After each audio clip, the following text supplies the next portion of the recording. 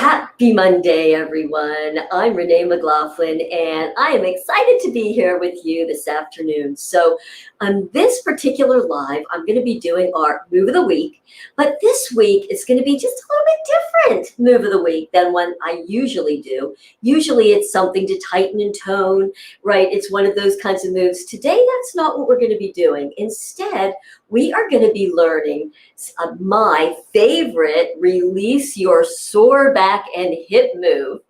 So I saw a statistic that said that over 80% of Americans, and I'm sure I'm going to say anybody in a body, at some point in time will suffer from back pain. And of course, in our society that is so sedentary, how could that not be? When we are sitting all the time, hunching, we're focused, we're like this, the body was just not meant to sit all the time. We weren't meant to be cupped up in our hip flexors, etc.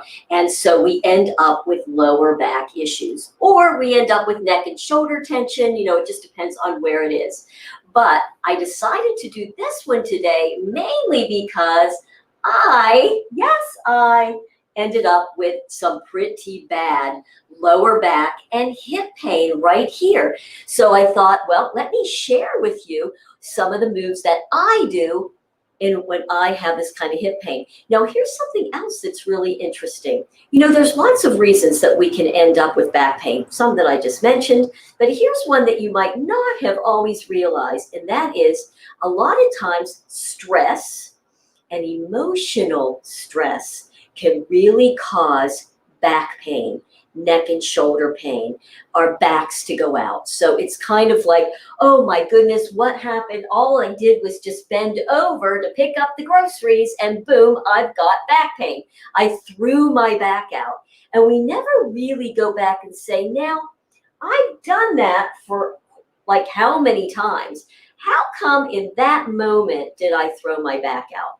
And I find that if we can really go back either within a couple of days and notice a lot of times we've had some big stressor come up in our life that we're worried about, that is traumatizing, and we somatize it. We put it into our body, and then all we do is one small movement and out it goes. And we just say, oh, what happened? We threw our back out. And it's really a lot of just emotional stress that gets locked up in there. And I know that's exactly what happened with me. I had an emotional stressor happen this week, and it was just bang, kind of came out of nowhere. And then I just moved, and boom, I threw my back out. And so I've done all the other things. I've gone to the chiropractor, gotten my adjustment. I've taken my anti-inflammatories, but boy, it was still having a bummer of a time loosening.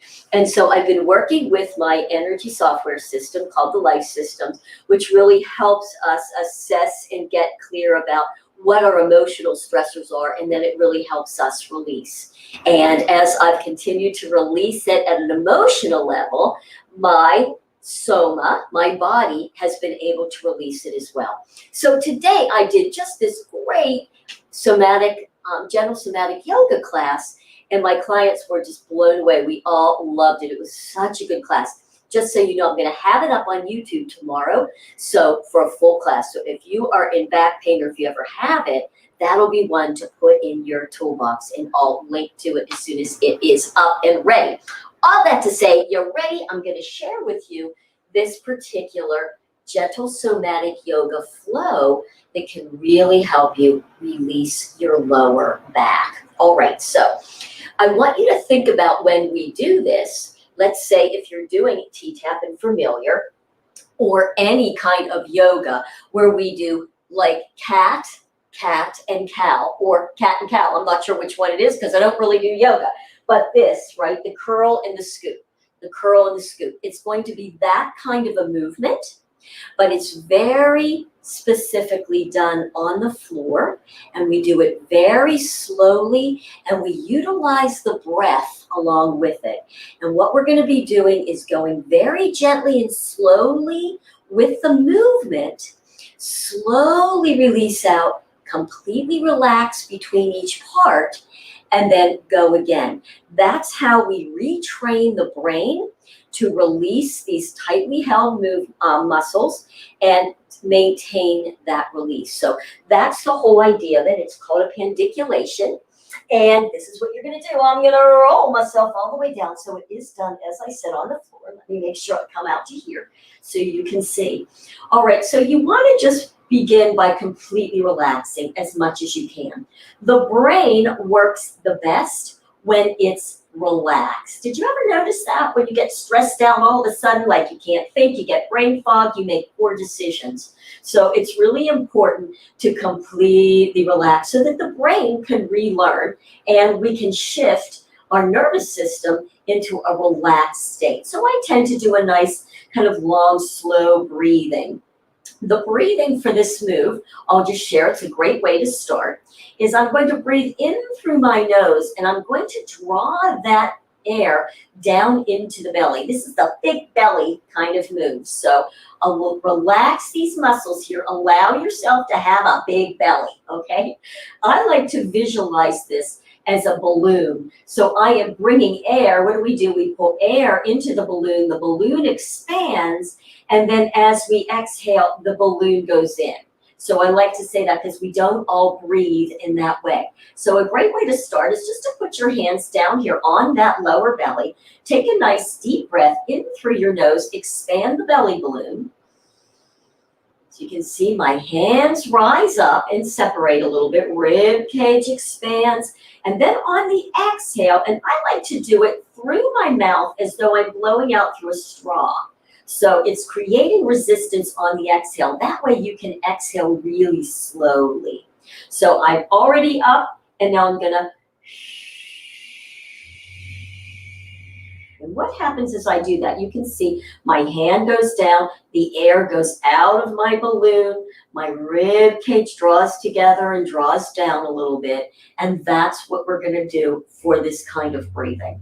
So let's go again. Now this time, as I inhale, which I'm going to do, my belly's gonna expand and I'm going to roll my tailbone down into the ground. So I know it's hard to see, so I'm going to create a big arch in my back. This move is actually called arch and then flatten. So think about rolling the tailbone down. You're going to feel that bone in the center, and then we're going to slowly allow it to come back to neutral with a very slow exhale. You ready to play with me? So I'm just going to put my hands here for this first one. Feet are hip width. So I'm going to inhale, roll my pelvis down. You can see I have a big arch. And now I'm going to super slowly exhale and allow that back to just come to neutral. Once it's in neutral, I'm going to completely relax. Really important to check into the body, completely relax. Even the jaw. You know, when we get stressed, a lot of us grind. We get very tight in our jaw. So you might even want to just open the mouth a little bit, relax the jaw. Now we're going to flatten the back, going the other way. So let's inhale before the move on this one. Inhale, belly expands. Exhale, and allow that back. I'm always tipping the other way. Now I'm feeling a nice flat back. There's no air under there. Rib cage is drawn together and down towards the hips, okay? And then just slowly in your own breath, release the back to neutral. So what we're doing when this happens is as we arch, we're engaging all the back muscles, then we release to neutral. When we flatten, we're engaging the muscles on the front of the torso. So we want to be able to release the tension and all that, okay? So now you've got that part. I'm going to add a little bit with the arms now. So on this first part, I'm just going to bring my arms down. I call it like a low V next to me. I'm relaxed. My palms are up.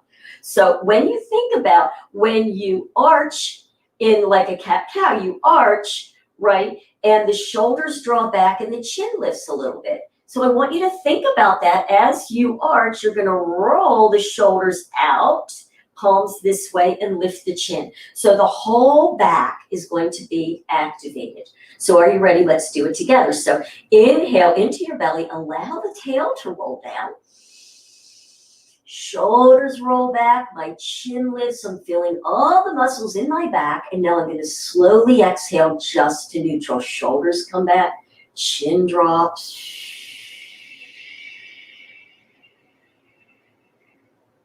I'm in a completely neutral position. Now we're going to flatten. Shoulders will go the other way, right? So you know when you curl, that's what happens. Let's inhale first before the movement, and then exhale, flatten, curl under, tucking the chin. And you're just going to feel all the muscles now engaging here. And then we're going to slowly release all the way back to a neutral spine and relax. Now I'm going to add on to that. So this time I'm going to put my hands behind my head. And when you do that, your hands are just kind of supporting that rounded place on your skull, right there. The elbows will be out to your sides. And before you do any movement, notice how much your elbows are up and your shoulders are up away from the floor before you start, okay? So we're going to do absolutely the same thing with the hands here, and I'll call it in. So let's go ahead. Inhale, arch the back, chin lifts, and gently press your elbows down into the ground. Good. Now you can even, I'm going to bring my feet out a little bit further and gently press my heels in the ground and kind of pull up towards my torso a little bit. You'll get even more feeling or sensation in that lower back. And now we're going to slowly bring everything right back to that starting neutral position, and then let go of all the tension. So again, now we've even increased the amount of hugging in on those muscles on the back. We've done a slow release and a complete relax. This is what helps to lengthen and create more resilience in the nervous system. We're going to go the other way. Now, when we flatten, I'm going to hug my head in with my elbows and tip my chin up to do what's going to look like a sit-up. You ready? Inhale into your belly, and then exhale. Flatten the back, elbows hug, chin tips, and I'm going to lift up. Now I've engaged all the muscles in the front of my body. I'm going to drop the weight of my head into my hands and just feel, allowing the hands to just lengthen that neck. And now I'm going to slowly bring that back down. My back is neutral. And then I'm going to slowly allow my hands to relax, my elbows to slowly drop all the way down. And now I'm going to relax. And if you're doing this with me, which I hope you are, notice how much closer to the floor your elbows and your shoulders are. Let's add on one more thing to this. And the one more thing is when we arch, pressing, I'm going to arch and allow my knees to open out to the side really slowly. And then when I come back up with the release, I'm going to bring the knees up. Now, as you do this, notice what you're feeling, how much tension or kind of shakiness you might feel on your inner and outer thighs. You ready? So let's go again. Inhale, allowing the pelvis to open or to pull down, knees open, elbows gently pressed down, chin is up. So now you're feeling even more sensation in the body. Slowly.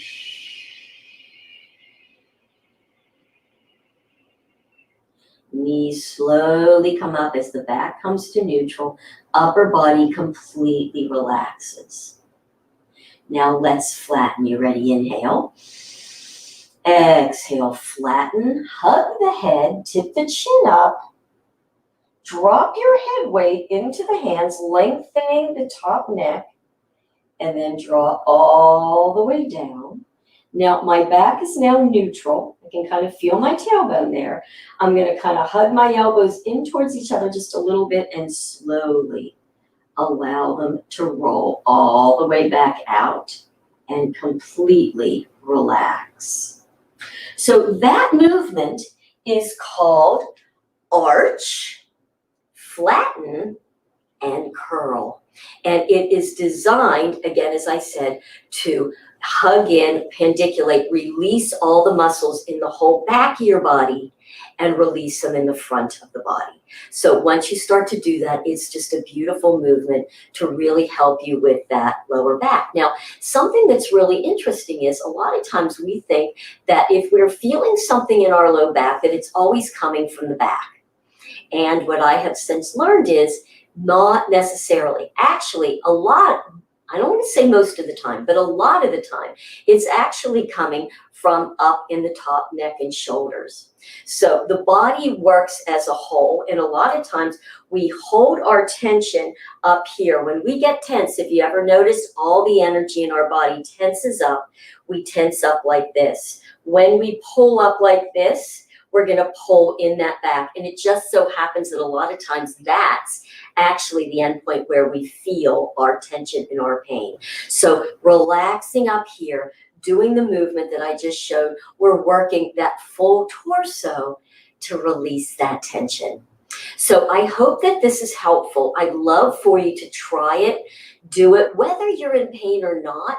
At the end of the day, if you're doing a lot of sitting in a chair, just get down. You can always go just a little bit faster than I did, but don't go real fast. The slower you go, the more relaxed you're going to be. Your nervous system's going to relax.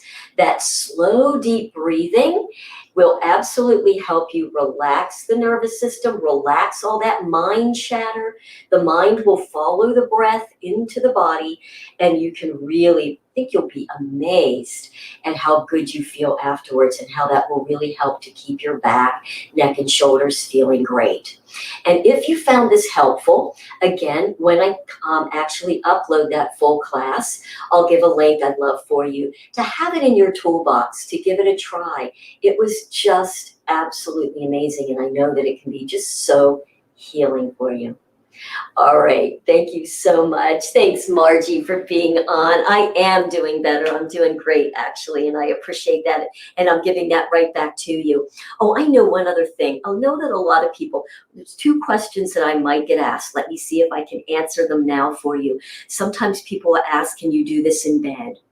Now, it's not the best place because there's not a lot of firm support unless you have a firm bed. But you know what? If that's the only way that you can do it lying down, do it. Better to do it in a bed than not to do it at all. See how it works for you. And the second thing is, some people just absolutely can't lie down. I don't know how you sleep, but I know that that's an issue. And even if you try to do it in that standing position, feet here, where you're just kind of hold yourself neutral. So allow yourself to be held here. You can certainly inhale, let that belly inhale and drop. So you're inhaling and allow the tail to go up. You might want to bring your elbows forward, chin will lift, and then exhale, but bring yourself to neutral. Inhale, exhale, and do your curl here. And then come back slow to neutral. Now, why did I not originally show it in that way? Because when you're lying on the ground, you have that base of support there. So you're not worried about standing. You don't have gravity. You can really sink into the move and allow yourself to be gently held. You can gently sway and feel that on the pelvis and in the lower back, completely relaxing. So that's why I wanted to show it to you on the floor. But again, you know, we all have different places that we can do and can't do. So however you can get that motion in that slow way, you're going to really feel the benefits. All right, thank you so much. And if you have a move that you'd like me to do for the week, please let me know. Share it in either our group on Facebook or on YouTube. Many, many blessings, and I hope you feel fabulous. Take good care.